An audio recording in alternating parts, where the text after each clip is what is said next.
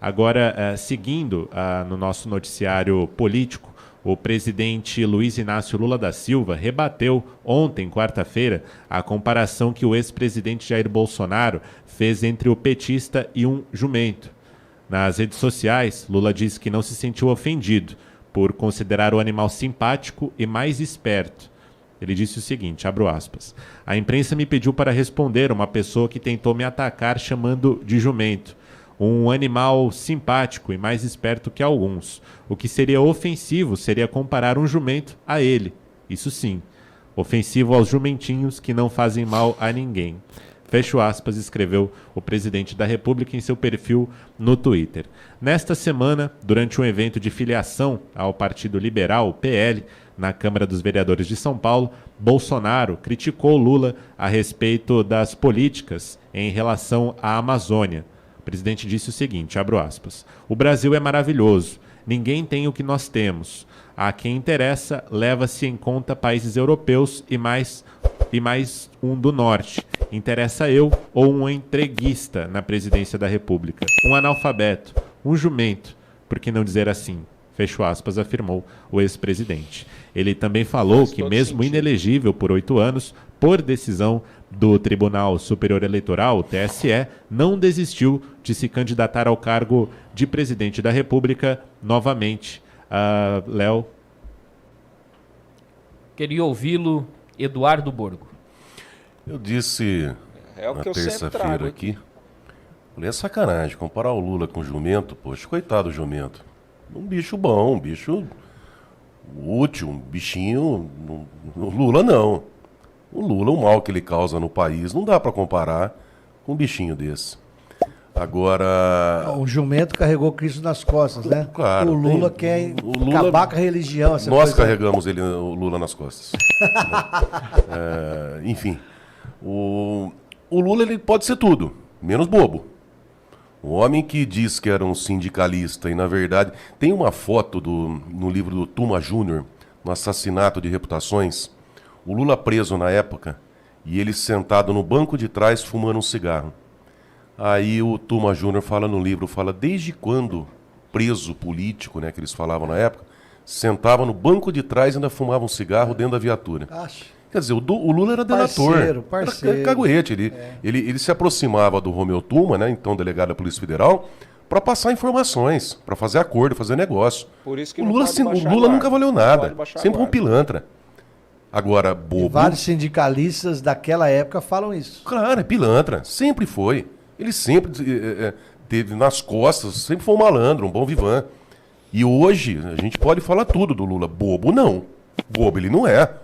O cara foi preso, foi condenado em primeira instância, segunda instância, terceira instância, dezenas de habeas corpus. Aí soltaram o cara. E o cara vira presidente da República. E a gente está falando aqui agora em reeleição. Bobo? Não, bobo ele não é. Ele tem vários defeitos, dá pra gente apontar dezenas de qualidades, enfim, mas bobo, não. Bobo o Lula não é. Cláudio Cofani. O Bolsonaro faz o jogo que o Bolsonaro tem que fazer e o Lula também. Primeiro, o Lula não falou o nome do Bolsonaro, foi esse cidadão, né? Quem não concorda, deixa o quer dizer que o Lula começou a entender que ele falava obsessivamente do Bolsonaro. Todo o discurso ele falava do Bolsonaro. E aí todo mundo falava, mas que medo você tem do Bolsonaro? Porque você só fala quando você ama ou odeia. E o Lula só falava do Bolsonaro. Aí o Bolsonaro fala do Lula. Por quê? Porque o Bolsonaro não está elegível só no CPF dele. Mas a ideia do bolsonarismo, as propostas da direita e do conservadorismo continuam existindo. E precisam de vozes. O Lula, quando estava preso, não soltava Twitter, acho que todo dia. De dentro da cadeia. Oficialmente era ele fez, né? O Lula na cadeia não recebia. Todo mundo que tinha OAB se inscrevia como advogado do Lula para ter liberdade de acesso e visitação. Cadeia era um hotel. Mas aquela cadeia que ele estrelas, senta no banco de trás e fuma, né? Cadeia com televisão, com visita, com esteira para caminhar. Era um hotel ali, 3 estrelas, vamos dizer assim. Não é é um lixo de hotel, porque eles ficam em hotel hoje 100 mil, 200 mil diária, né? Ah, sim. Ele melhorou um pouco o voto das pessoas que dizem que votaram nele. Então, o Bolsonaro fala do Lula, o Lula fala do Bolsonaro, e assim eles vão mantendo a polarização. Faz um break para mim. Agradecer demais a interação de todos vocês que estão aqui com a gente no chat. Tá? É muito importante essa participação em massa. Eu não consigo colocar os comentários nesse momento aqui, mas eu estou lendo todos. Tá? Então o que eu peço? Continuem interagindo dessa forma, com inteligência, sem palavras de baixo calão, sem ofender o amigo que pensa diferente. Tá? Que são bem-vindos todos os brasileiros que querem um país melhor, transparente, justo e honesto. O que não é bem-vindo é censura, é restrição, aqui você só pode falar isso ou você pode falar aquilo, é o que a gente repudia. Também repudiamos violência, né? E não aceitaremos ofensas de baixo calão e essas coisas. Mas você tem toda a liberdade do mundo para externar sua opinião, o que tem aí no seu coração, o seu sentimento de revolta ou de indignação.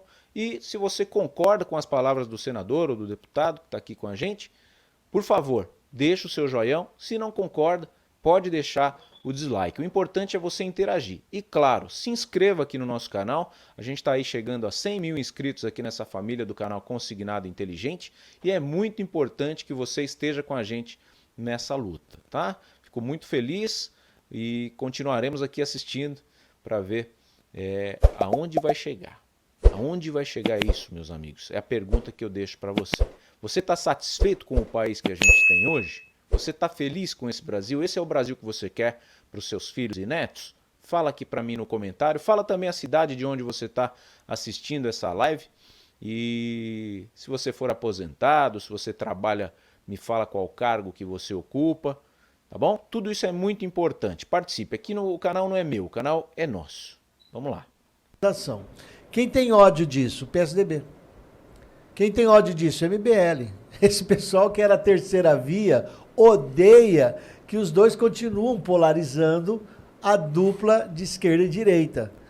Qual dos dois é mais calhorda, mais falso, mais cínico? Historicamente, eu acho que é o Lula.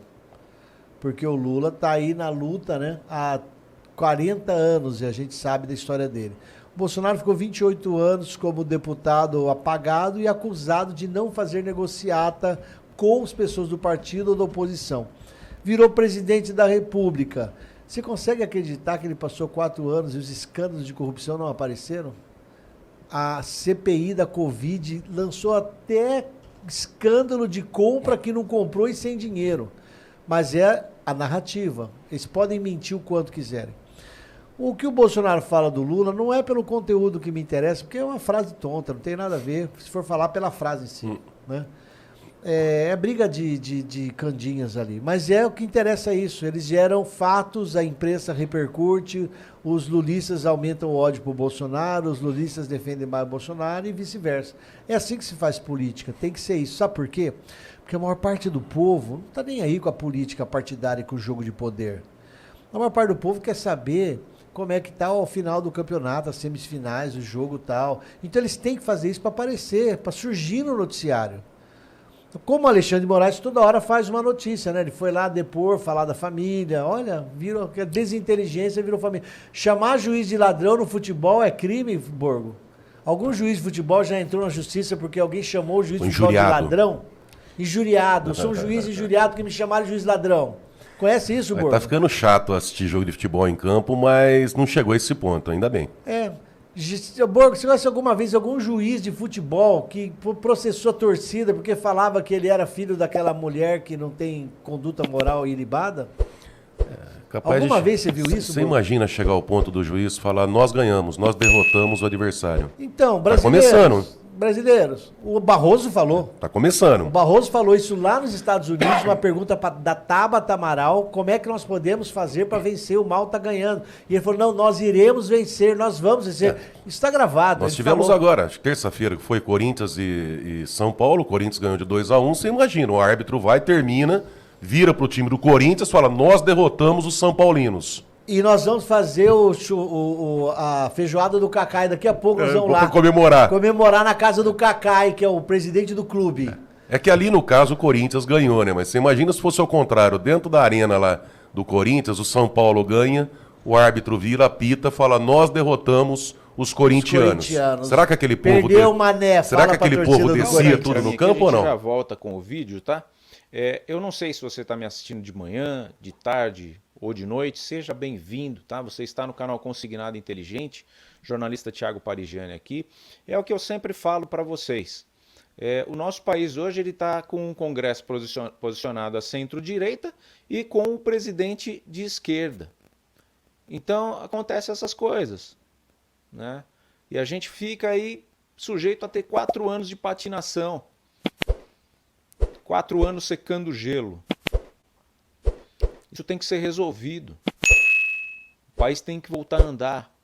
Hoje não é um governo anticorrupção que a gente precisa. É um governo economicamente ativo para colocar esse país no trilho novamente. Para começar a pôr dinheiro no seu bolso. Não é jogar picanha na tua mesa. É dinheiro no seu bolso. E aí você decide se você quer comprar picanha, se você quer comprar carne moída, se você é vegano, você vai comprar uma abóbora. Como já quiseram trocar picanha esses tempos aí por abóbora, né? Então é isso. O que eu peço para você, comente aqui, tá? Interaja aqui. A sua interação é que faz valer a sua presença aqui nesse canal. Então nós precisamos do seu comentário. Nós estamos aqui ao vivo interagindo a todos os seus comentários. Você comenta a sua opinião. O canal Consignado Inteligente está sempre aqui ao vivo fazendo monitoramento. Eu não consigo colocar o seu nome aqui na live, mas estou lendo o seu comentário e estou aqui interagindo com você. A live começa e termina por isso, porque a gente está aqui no chat fazendo essa função. Na verdade, o vídeo é só um pretexto para você estar aqui com a gente. O foco é o chat, para a gente debater as ideias aqui. E com as ideias que você coloca aqui no chat, a gente cria pautas e traz novos conteúdos aqui para o canal Consignado Inteligente. Ok? Conto contigo, patriota. Deixa aqui o seu recado, o seu comentário, o seu joião e se inscreva no canal e ative o sininho das notificações. Vamos continuar assistindo. Descia, porque a torcida tem vergonha na cara, tem brio. E aí não mandariam as tropas prender todo mundo, não poriam mil membros da torcida na cadeia, não fariam nada disso. Tempos difíceis. Mas no Brasil, nós temos juiz, que não é juiz, né? Ele foi indicado para o cargo, não prestou concurso, ele é um advogado de um cargo de confiança que vira membro da Suprema Corte. Mas esse cidadão que está ali na Suprema Corte, ele se dói, porque na frente da família dele chamaram ele de juiz ladrão. Vou falar para ele o que o Alexandre de Moraes, ministro do STF, falou no julgamento quando reclamavam de políticos e funcionário público. Se não quer ser criticado, não assuma cargo público, vai para casa. Quem está em cargo público, disse o ministro Alexandre de Moraes, relator num processo, tem que aguentar desaforo, faz parte. O povo tem direito de falar sim. E desde que inventaram o futebol moderno, o juiz é chamado de ladrão. Desde que inventaram a eleição, o juiz é chamado de ladrão. Eleição é chamada de eleição fraudada. Quando é que o senhor não viu isso, doutor? Todo mundo sabe que é assim. Agora vai ficar doído. E os filhos maiores de idade vão bater boca. Olha, eu sou filho de uma minúscula autoridade, que era um capitão do exército, um major, de uma pessoa simples. Meu pai me ensinou a ter postura em público desde o primeiro dia que eu saí na rua. Então, doutor, por favor, não rebaixe o Supremo a uma briguinha ridícula de aeroporto. Por favor, doutor. O problema, doutor Cláudio, até ele processar por injúria, eu entendo. Injúria.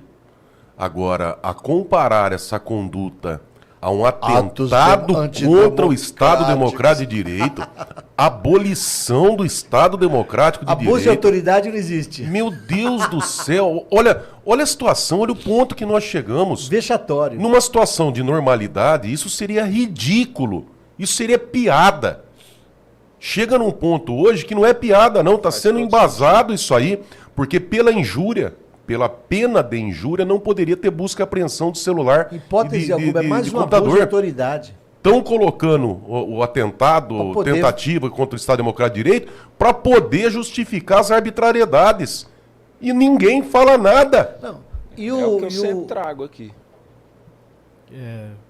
Pode concluir. E o jornalista Alan Frutuoso estava saindo do país para passar férias. Foi informado que havia um alerta no nome dele, que ele não poderia sair do país. Aí falaram para ele, segundo ele mesmo expõe, que era de manhã, que o ministro Alexandre de Moraes chegaria no STF a partir do meio-dia, teria que esperar ele chegar para saber se tinha mandado de prisão. Ficou esperando sem motivo justo e indefinido. O advogado dele já tentou descobrir acesso ao conteúdo, já não conseguiu.